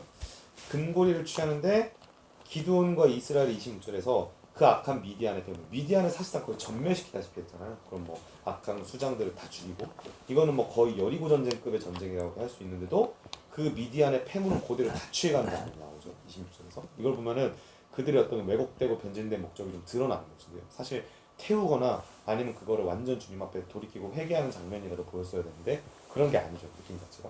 그리고 에봇을 만들어서 올무가 되는 부분인데 근데 이거를 25절에서 즐거이 드리리다라는 표현이 나오더라고요. 그래서 이걸 보니까 이거 마치 성전을 짓기 위해서 열왕기상에서 백성들이 즐거이 드렸다는 표현을 착각하기 참 좋겠다. 그러니까 오늘날 분명 우상숭배나 세상 영광을 위해서 뭔가 프로젝트를 하고 있는데 거기에 헌금하거나 헌신하거나 헌물하는 교인들이 즐거이 드렸다라는 표현을 통해서 세상 영광을 올리는 데 다 동원되는 것들을 교묘하게 포장할 수 있겠구나. 그러니까 이건 즐거이 드린다, 기쁨으로 드린다는 그 표현으로 절대 정당할 수 없다. 무엇을 위해 드리고 어디에 쓰이는지가 중요한 것인 거죠.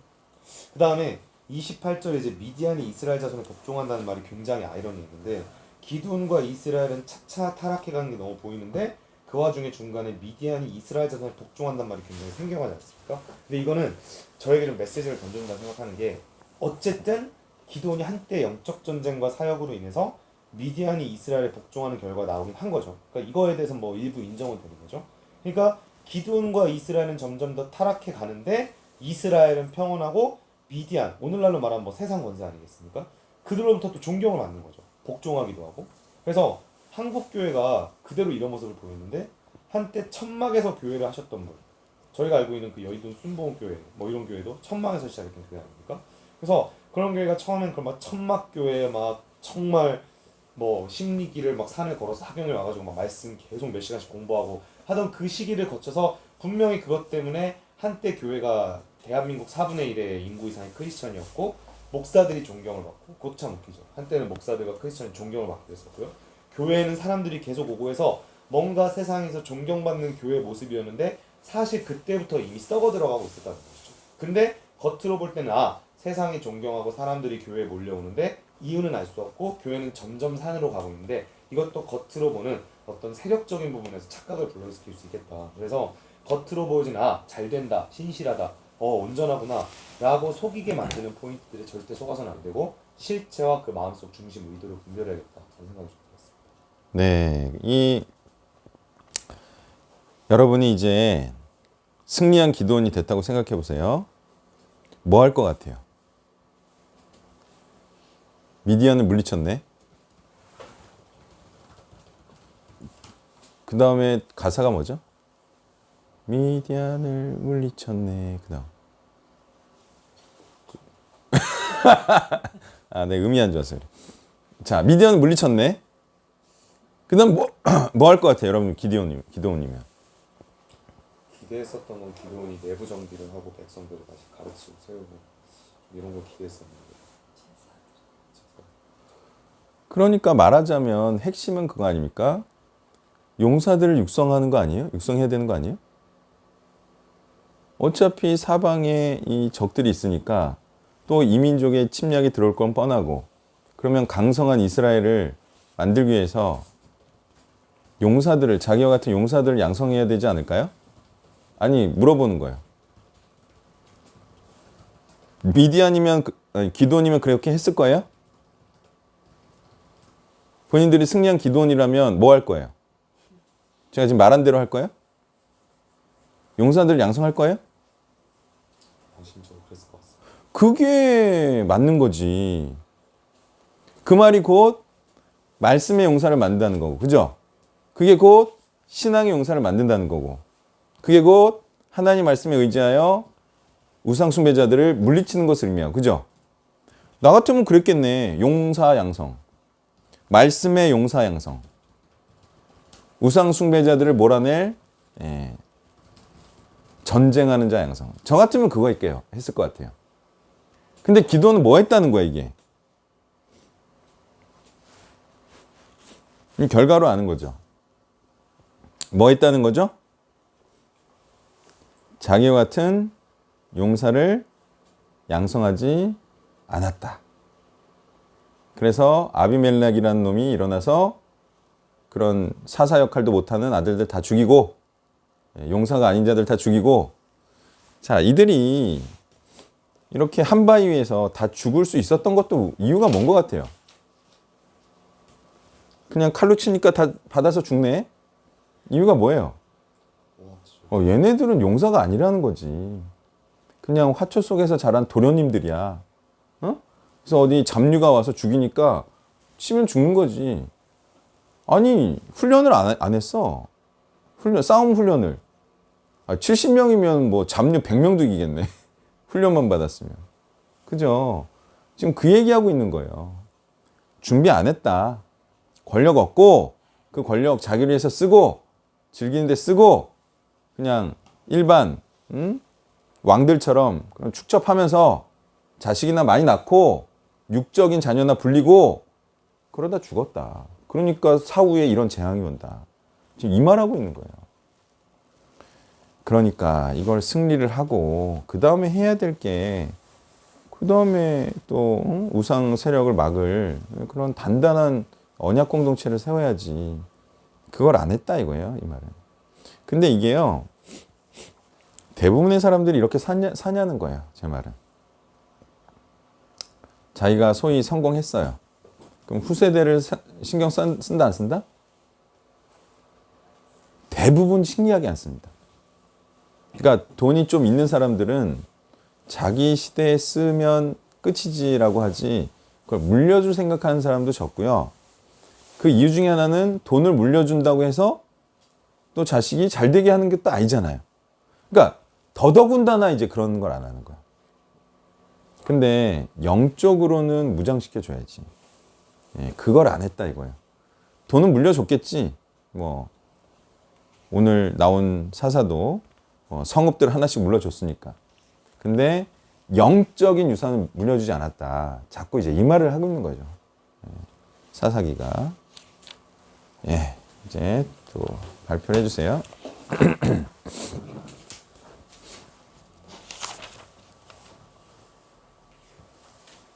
토요일자에서 8절에서 15절을 좀 보면서 또 최근에 제가 간단하게 짧게 바꾼 일로 좀 같이 연결을 좀 시켜서 나눠보겠습니다.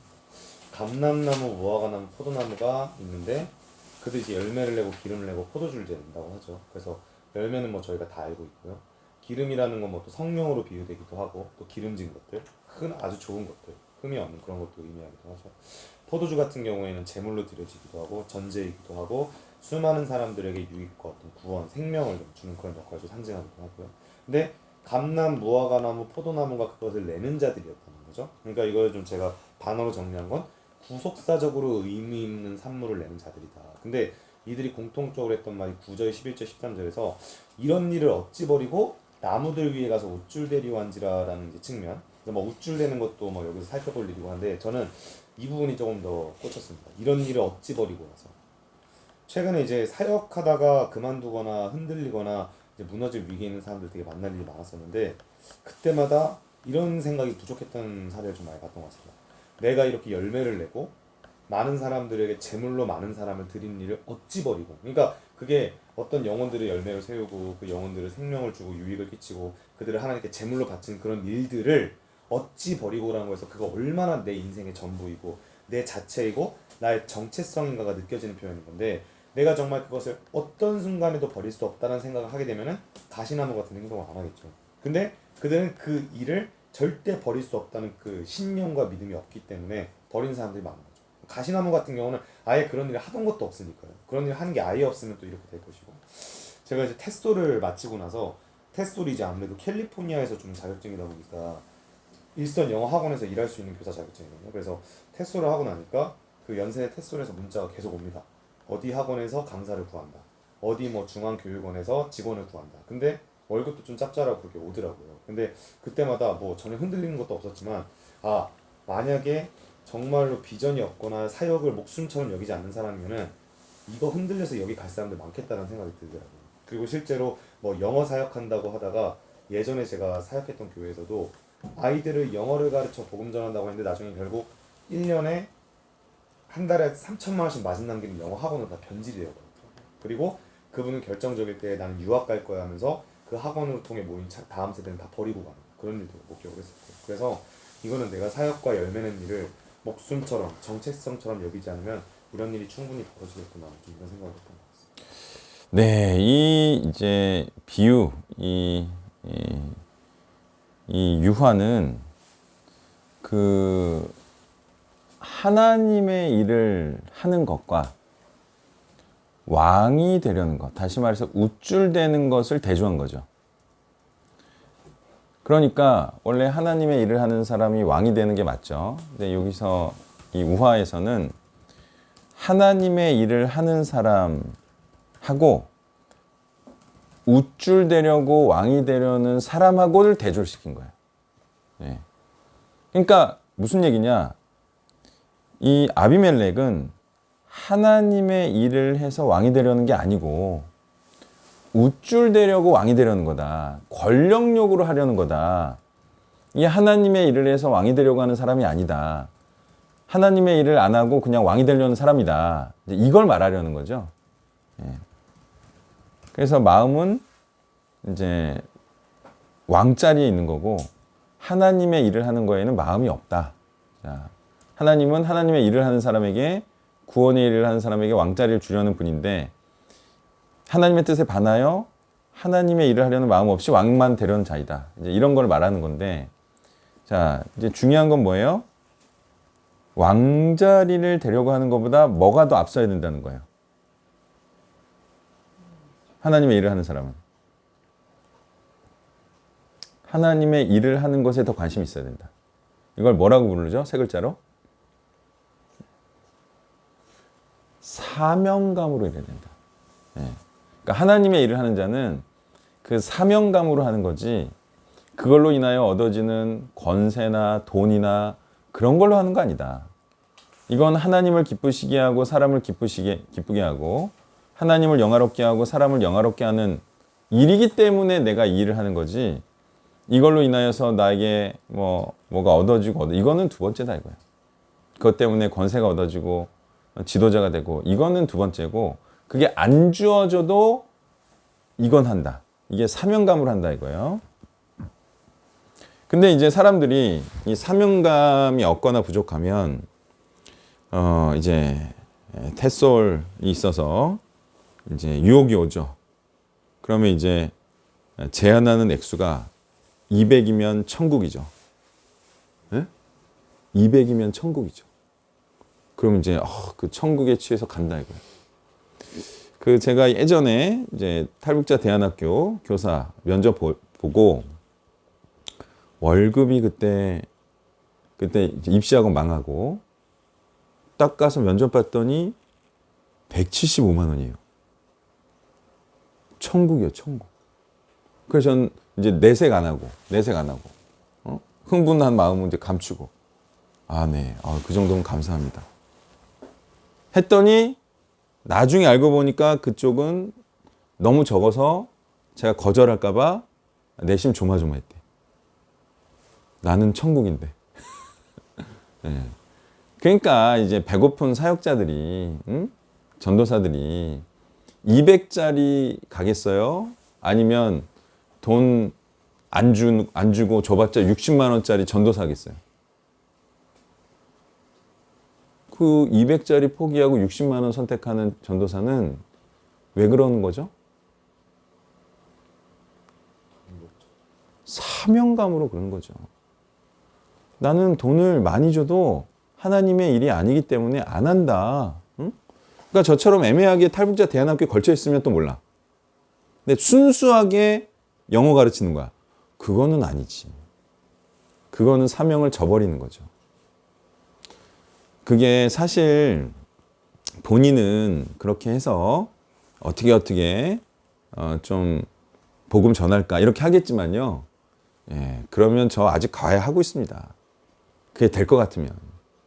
그냥 기독교인 집안만 가는 것도 아니고 그냥 랜덤하게 갔는데 걔가 또 기독교 다녀. 근데 걔가 또 교회에 관심이 있어. 걔가 또 예수님께 관심이 있어. 하늘의 별따기고요. 그런 애 여기서 만났거든요.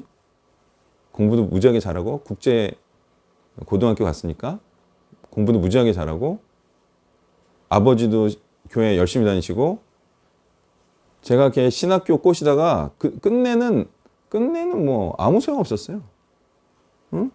아니 걔가 목사까지 된다고까지 나한테 말했어요. 근데 아무 소용 없어요. 그렇게 수학 영어 가르치면서 되는 게 아니에요. 그러니까 나간 애 보기도 왜 나갔을 것 같아요. 지가 그거 하다가. 그 영어 수학 가르쳐서는요. 제자화 안 돼요.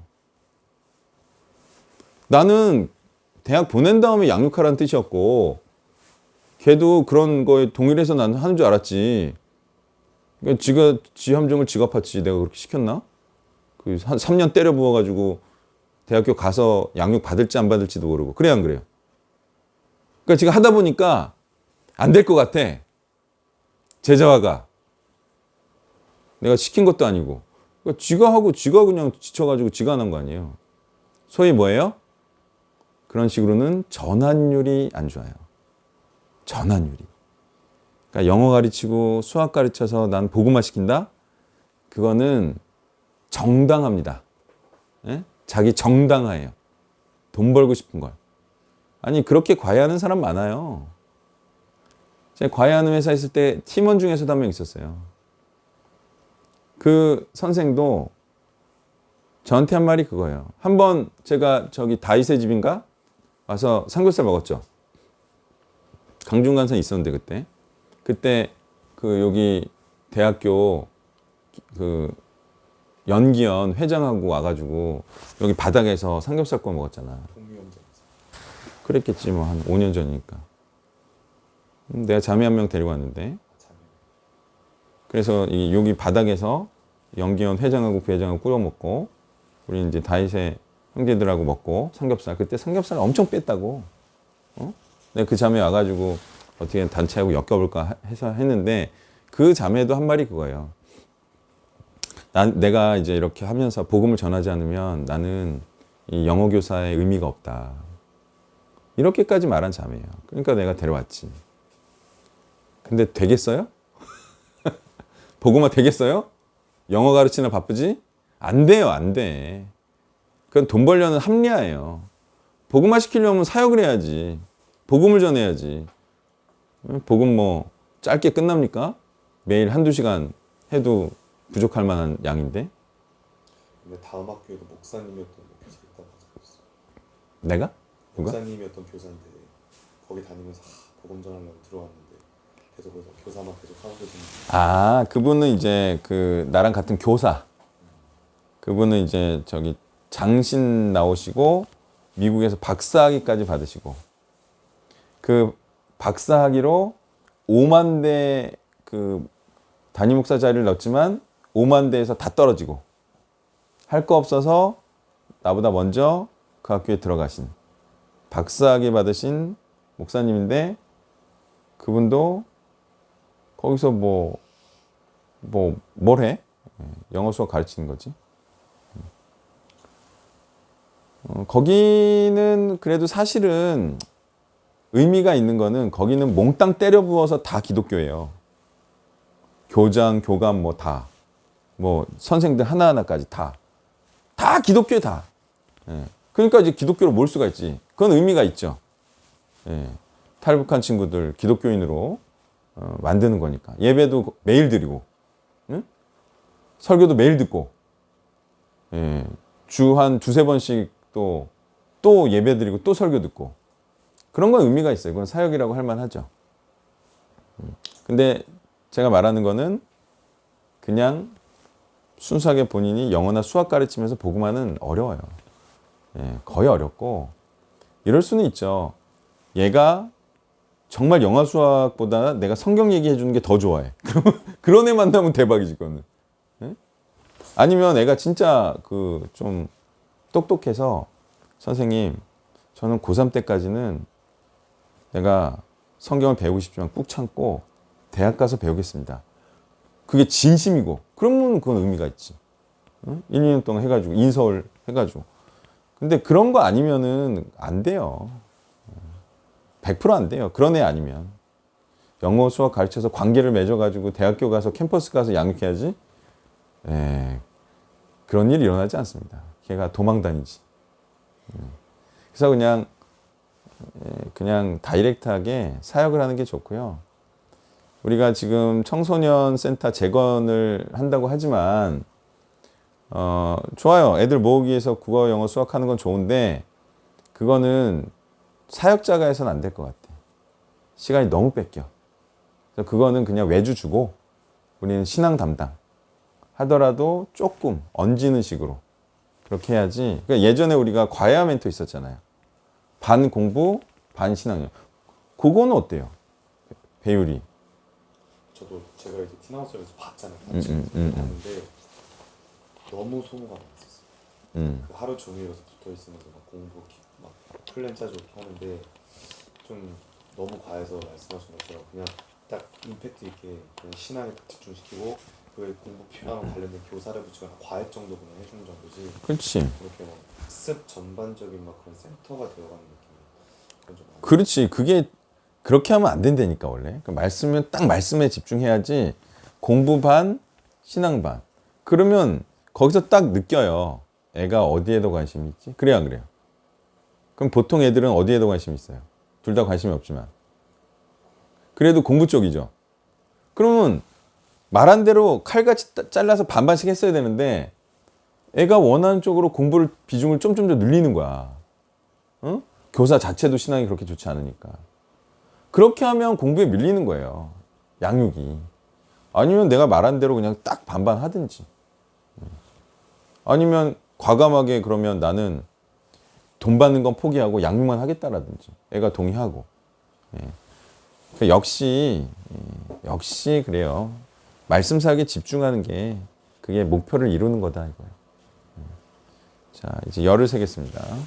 시월자 보면서 이 3절에 4절인가요? 결국에는 이제 위기일 때 결국 이 능력자, 이제 용사를 찾는다라는 걸 조금 보면서 그리고 이제 이 세대 지금은 이렇게 지금 어떤 죽음의 문제, 유일하게 구원의 문제에 대해서 정말 심각하게 생각하지 않는 이 사역자들을 찾지 않지만 이제 정말 세대가 더 무더워지고 죽음의 문제들이 더 위기가 닥쳐올 때 그때는 진짜 우리 이 사역자들을 찾아오고 우리를 찾아올 것이다. 근데 그때 이렇게 싸우지 못하고 준비되지 않으면 결국 이때도 위기일 때도 우리가 구원을 하지 못하기 때문에 문제는 준비되어 있어야겠다. 봤습니다. 네, 뭐 이게 유명한 말이죠. 준비되어 있는 자에게 기회가 찾아오고 준비되어 있는 자만이 기회를 잡는다. 뭐 귀에 못이 박이도록 들은 얘기죠. 자, 기회는 모두에게 반드시 찾아옵니다. 근데 기회가 왔을 때 잡지 못하는 이유는 실력이 구비되지 않은 거예요. 제가 원래 그 외교관 되려다가 이제 그 대학을 간 거 아니에요? 그런데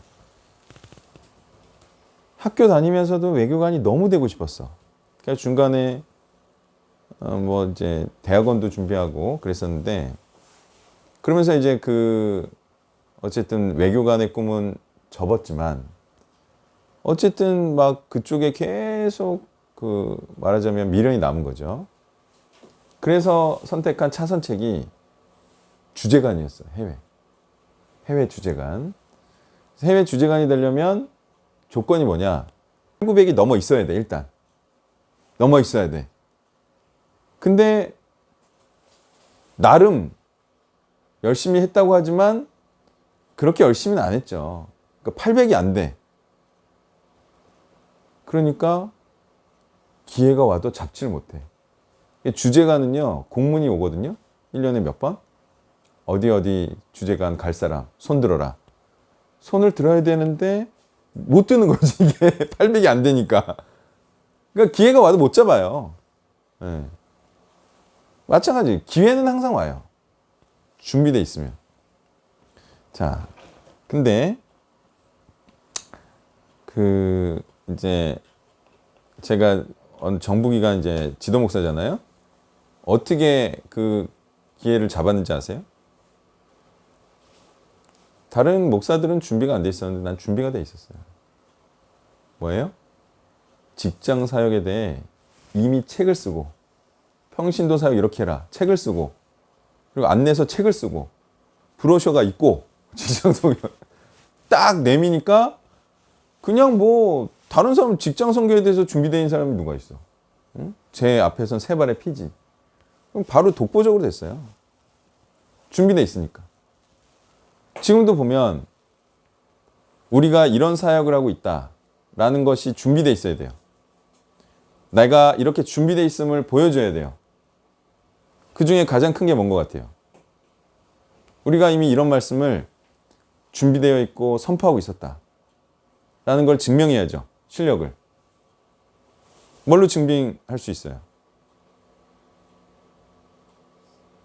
지금 기회가 안 왔지만 기회가 왔을 때 잡기에서 준비되어 있어야 돼요. 구비가 되어 있어야 돼요. 그게 뭔 것 같아요? 지금 믿는 대중적인 기독교, 일반적인 기독교가 거짓 기독교였음이 드러나는 때가 반드시 와요. 지금 그런 움직임이 있고, 소위 교회 열심히 다니던 사람들을 종교인이라고 부른 우리 모교회 목사님이, 그럼 목사님 그렇게 말할 뿐이 아니에요. 교회 나온 사람들 다 사랑했지, 그분이. 근데 종교인이라고 칭하더라고요. 이런 기회의 때가 온다고요. 특히 이 심판과 재앙의 때가 오잖아요. 그러면 기독교인들이 벌벌 떨고요. 그때 진짜 말씀이 무엇인지 분간할 수 있을 기회도 옵니다. 그때도. 이게 최근의 사례인데, 미국인가 이제 한인교회에서 굉장히 큰 교회, 굉장히 유명한 장로님이라고 하더라고요. 예, 말하자면 선한 일도 많이 하고. 근데 우연찮게, 이 실화예요. 우연찮게 건강검진을 받았는데 3개월 선고를 받았어요.